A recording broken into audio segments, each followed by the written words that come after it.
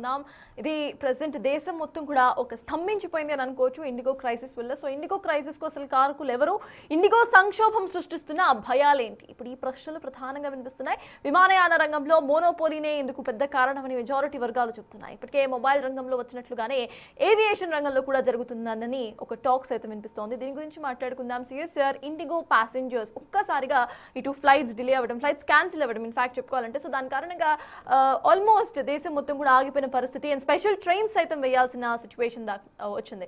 So దీనికి కారణం ఏంటనుకోవాలి? ఈ మోనోపోలీనే దీనికి పెద్ద కారణం అనుకోవాలి. ఇప్పుడు మీకు జార్జ్ ఫెర్నాండెస్ వాజ్పేయి ప్రభుత్వంలో, ఎన్డీఏ ప్రభుత్వంలో ఒక కీలక మంత్రిగా పనిచేశాడు. ఆయన ఏమన్నాడు, monopoly is always bad but private sector monopoly is worse than the public sector monopoly అన్నాడు. అంటే గుత్తాధిపత్యం ప్రమాదకరము, అందులో ప్రభుత్వ రంగ గుత్తాధిపత్యం కన్నా ప్రైవేట్ రంగ గుత్తాధిపత్యం మరింత ప్రమాదకరము అన్నాడు.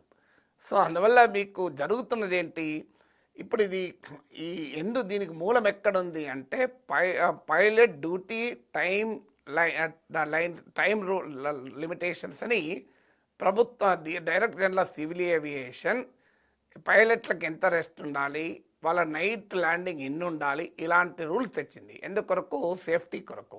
గ్లోబల్ ఏవియేషన్ స్టాండర్డ్స్కి అనుసంధానం చేస్తూ మార్పులు చేశారు.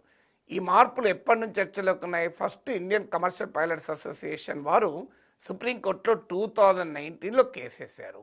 ఫైనల్గా గత 2 ఏళ్లుగా ఈ చర్చ నడుస్తుంది. అల్టిమేట్గా ఇంప్లిమెంట్ చేసిన ప్రాసెస్ అంటే 2 ఏళ్ళు అయింది.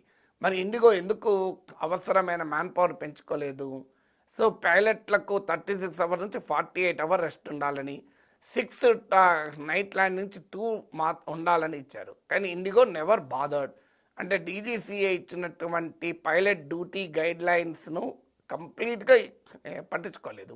దాని ఇంపాక్ట్ను అండర్ ఎస్టిమేట్ చేసింది, రెగ్యులేషన్ను అవహేళన చేసింది. ఆఖరికి ఇప్పుడు ఇండిగో కోరుకున్నది అయింది కదా, కంప్లీట్ ఈ గైడ్ లైన్స్నే ఆపేశారు కేంద్ర ప్రభుత్వము. సో అంటే ఏం జరుగుతోంది, ఇవాళ దేశంలో 63% ఆఫ్ నెట్వర్క్ ఇండిగో చేతిలో ఉంది. సో ఇండిగో చేతిలో మీకు 63%. సో ఇండిగో తర్వాత ఎయిర్ ఇండియా ఇండిగో కలిపితే 85% ఆఫ్ ఏవియేషన్ ట్రాఫిక్. అందువల్ల మీరు గమనించండి, ఇండిగోలో జరిగిన ఇండిగో సమస్య మొత్తం మిగతా ఎయిర్లైన్స్కి ఇంత సమస్య రాలే కదా, మరి వాటికి ఎందుకు రాలేదు? సో అవి కాస్త ముందుగానే తమ స్టాఫింగ్ను ఇంప్రూవ్ చేసుకుంది. 6 నెలలుగా ఇండిగో ఉద్యోగుల నియామకాలపైన ఫ్రీజ్ విధించింది. అంటే డీజీసీఏను ఒక భయంకరమైన పరిస్థితి తీసుకొస్తే ఆటోమేటిక్గా director general of civil aviation వాళ్ళు ఈ రూల్స్ ఎత్తివేస్తారు. అందుకొరకు డీజీసీఏ కేంద్రము ఎత్తివేయడానికి ప్రెషరైజ్ చేసడానికే ఈ పని చేసిందన్న అనుమానాలు కూడా కలుగుతాయి.